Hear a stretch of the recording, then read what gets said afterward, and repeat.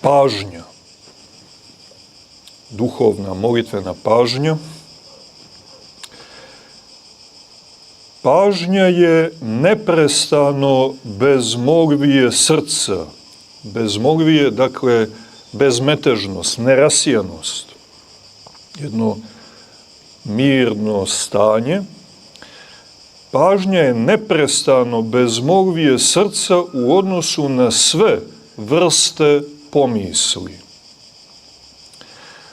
Srce u njemu svagda neprekidno i neprestano diše jedinim Isusom Hristom, Sinom Božim i Bogom.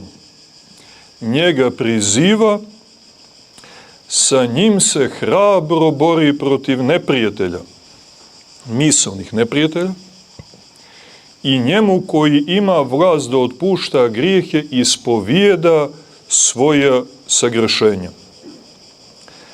Takva duša prizivanjem često obuhvata Hrista, jedinog tajnog znalca srdaca.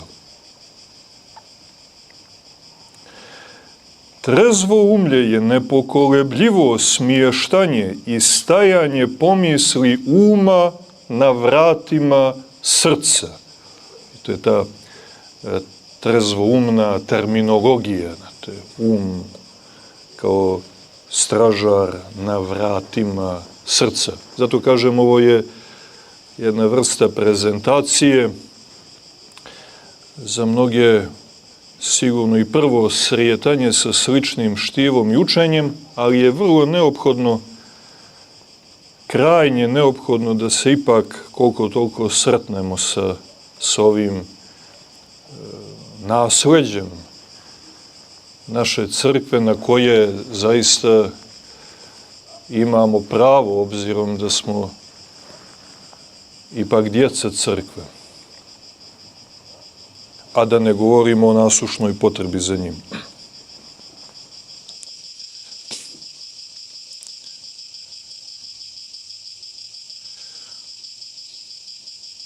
Trezvoumlje je nepokolebljivo smještanje i stajanje pomisli uma na vratima srca.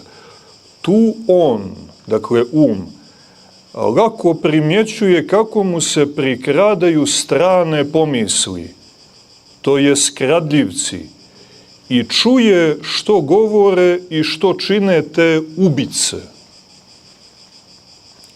On također razaznaje kakva izobraženja izazivaju demoni, pokušavajući da ga uvuku da ga uvuku maštanje i da ga prevare. Ukoliko se budemo trudili na ovom dijelu, steći ćemo osnovano iskustvo u mislenoj borbi. Koji stoji i priziva Hrista protiv neprijatelja i koji mu pribjegava radi pomoći, liči na životinju koja je okružena mnoštvom pasa, kojima se hrabro suprotstavlja iz svog skrovišta. Izdaleka misleno provideći zamke mislenih neprijatelja, on, dakle neprestano se moli mirotvorcu Isusu i ostaje neranjiv. Suština ovog učenja jeste u usmjeravanju umne pažnje na svemoćno ime Isusovo, kojim se taj misaoni proces, odnosno misaoni prepad, prekida silom imena Isusovog i sva dejstva anuliraju njime.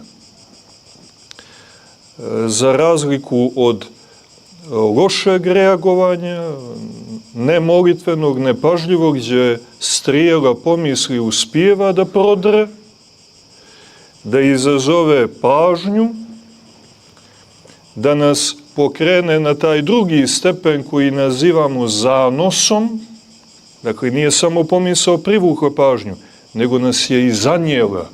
Počeli smo njome ozbiljnije da se bavimo, onda ide taj sljedeći stepen sjedinjenja, dakle, pomisao je primljena i kroz to primanje ona je ispuštila svoje otrove, odnosno svoje misaone zrake i energijom volje samoga demona, jer pomisao jeste demon, vrši uticaj na našu volju.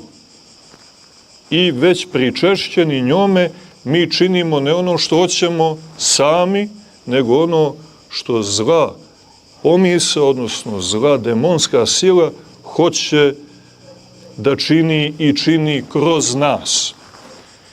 I vidite, ako se to bude ponavljalo, ajde da se vratimo, mislim, pazite, ovo je vrlo visoka kultura duha, Sveti Isihije, to vam je elita.